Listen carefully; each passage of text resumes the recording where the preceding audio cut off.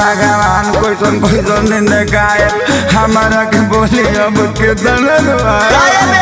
Depression में आ गए गाय भगवान कैसन कैसन दिन देखाए हमारा के बोली अब के तना दबाए पवन में जमीले रौरा हमारा बाराबादी में हमारा बाराबादी में। हेलो हेलो हेलो, जो भी बाराती भाई लोग खाना नहीं खाए हैं कृपया द्वार पे जाके खाना खा ले। ए भाई हाँ ये गांव के हुआ। हाँ ये का करे के बा बोल अरे रहा तो करे के का बा बरतिया है लियावा खाना खियावा। काहे भगवान तू कैसन दिन देखो लो हमरे के अरे जोरे मन रखो नी चलो चलो पतल लियावा। आज पतल चलाए के पराता हमारा अपने लभर के शादी में आज पतल चलावे के पराता हमारा अपने लभर के शादी में।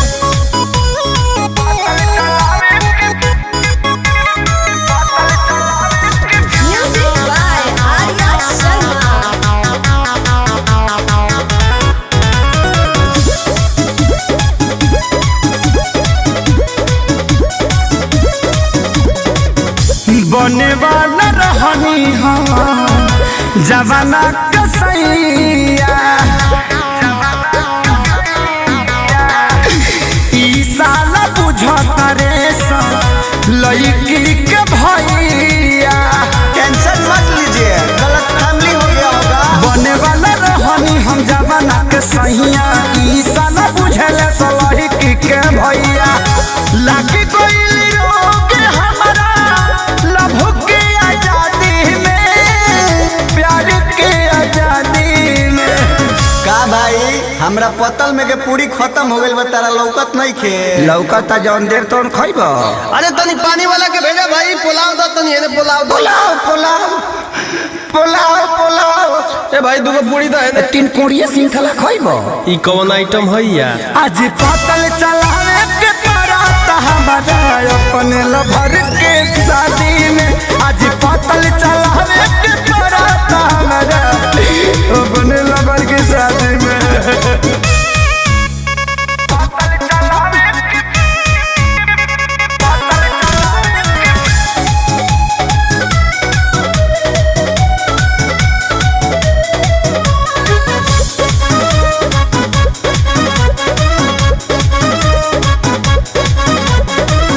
यादो राज खेसारी भाले अकेले जिली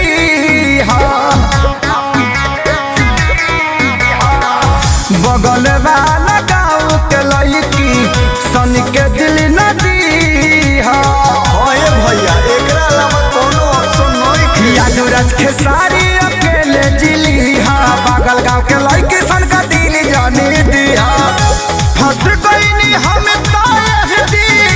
खावा के बादी में दिखावा के बादी में। ए भैया थोड़ा आइए ना इधर, काम है, आइए ना। ए भाई तारा के बोला कि जाना नहीं भैया मैं आपको ही बुला रही हूँ। हमरा के हाँ का भगवान अब कतना बुरा दिन ले जाइबा हमार आवत दी। आज पतल चलावे के पराता हमारा अपने लबर के साथ में।